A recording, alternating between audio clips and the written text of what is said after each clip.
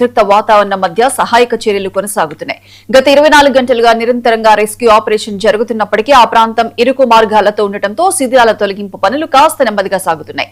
ఈ ప్రమాదకర పరిస్థితుల నేపథ్యంలో కాసేపట్లో ప్రమాదకరంగా ఉన్న రెండో భవనాన్ని కూడా పడగొట్టేందుకు అధికారులు అన్ని ఏర్పాట్లు పూర్తి చేశారు. ఎలాంటి ప్రాణ నష్టం జరగకుండా ముందస్తు జాగ్రత్త చర్యల్లో భాగంగా సమీపంలోని అపార్ట్మెంట్లోని ప్రజలను వెంటనే ఖాళీ చేయాలని అధికారులు గట్టి సూచనలు జారీ చేశారు. సంఘటనా స్థలంలో పోలీస్, విపత్తు నిర్వహణ బృందాలు ఉండి పరిస్థితిని ఎప్పటికప్పుడు సమీక్షిస్తున్నాయి.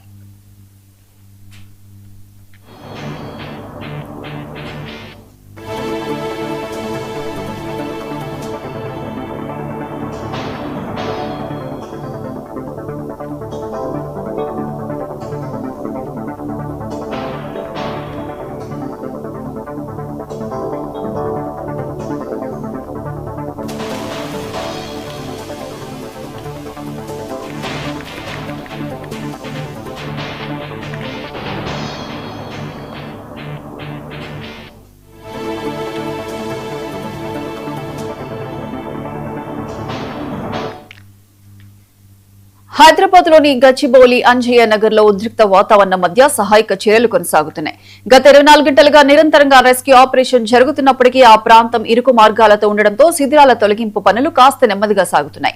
ఈ ప్రమాదకర పరిస్థితుల నేపథ్యంలో కాసేపట్లో ప్రమాదకరంగా ఉన్న రెండో భవనాన్ని కూడా పడగొట్టేందుకు అధికారులు అన్ని ఏర్పాట్లు పూర్తి చేశారు.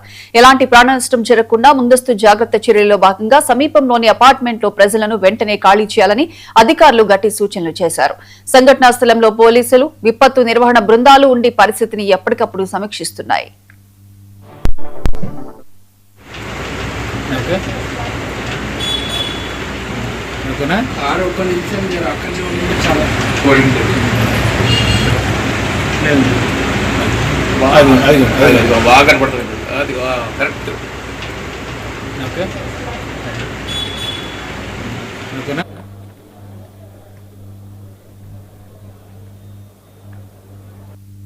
లెఫ్ట్ తీసుకోవాలి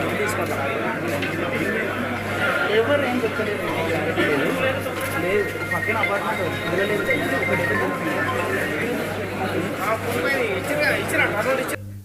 లెఫ్ట్ తీసుకోవాలి ఇదే అంశానికి సంబంధించి పూర్తి అప్డేట్స్ మా ప్రతినిధి ప్రేమ్ ఫోన్ లైన్ అందిస్తారు. ప్రేమ్. ప్రియాంక, మనం గచ్చిబౌలిలో చూసాం నిన్న ఏదైతే 7 అంతస్తుల బిల్డింగ్ అంజయ్ నగర్ లో 7 అంతస్తుల బిల్డింగ్ కుప్పకూలిపోయిందో దానికి సంబంధించి హైడ్రా కావచ్చు, అక్కడున్న మున్సిపల్ ఆఫీసర్లు కఠినమైన చర్యలు తీసుకుంటున్నారు. ఏదైనా ప్రమాదం జరిగితేనే మన అధికారులు మేల్కొంటారా అంటే కూడా అవుననే సమాధానం వినిపిస్తుంది. ఎందుకంటే ఈ యొక్క గచ్చిబౌలిలో నిన్న అంటే ప్రజలందరూ నివాసం ఉండే ప్రాంతంలో దాదాపు 7 అంతస్తుల భవంతి కూలిపోవడంతో అక్కడ 2 మృతి చెందడం, మరొక 2కి తీవ్రమైన గాయాలు కూడా కావడం చూస్తున్నాం. సో ఒక్కసారిగా అపార్ట్మెంట్ తో కూడా మొత్తం భయభ్రాంతులకు గురైన పరిస్థితి మనం నిన్న అంజయ్ నగర్ లో చూసాం.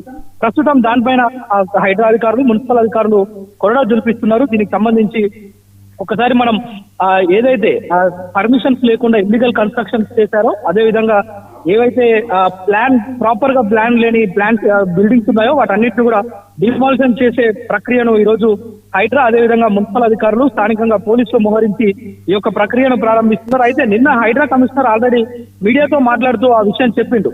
ఏవైతే ఇక్కడ ఈ ఏరియా నుంచి కంప్లైంట్స్ వచ్చాయి, దీనిపైన విచారణ చేపట్టి చర్యలు తీసుకుంటామని చెప్పారు. అందులో భాగంగానే ఈ రోజు యుద్ధ ప్రాతిపదికన అంటే మరొక బిల్డింగ్ కనుక కూలిపోతే అమాయకులు, అభంశుభం తెలియని వాళ్ళు ఆ ప్రమాదంలో మృతి చెందుతున్న పరిస్థితి మనం చూసాం నిన్న.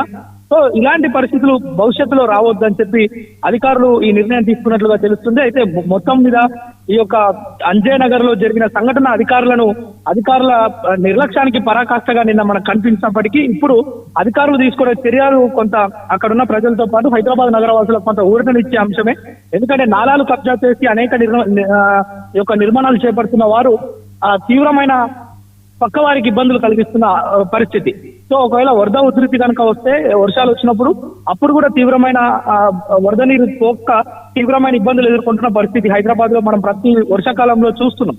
సో ఈసారి అంజయ్ నగర్ లో జరిగిన ఈ సంఘటనకు సంబంధించి అధికారులు వేగంగా చర్యలు తీసుకోవడం, దీనికి సంబంధించి ఏవైతే ఇల్లీగల్ కన్స్ట్రక్షన్స్ ఉన్నాయో వాటన్నిటిని డిమాలిషన్ చేసే పనిలో నిమగ్నం అయ్యారని చెప్పొచ్చు. ప్రియాంక.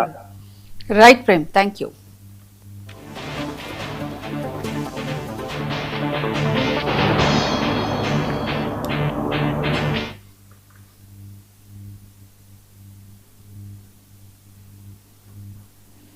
ప్రకాశం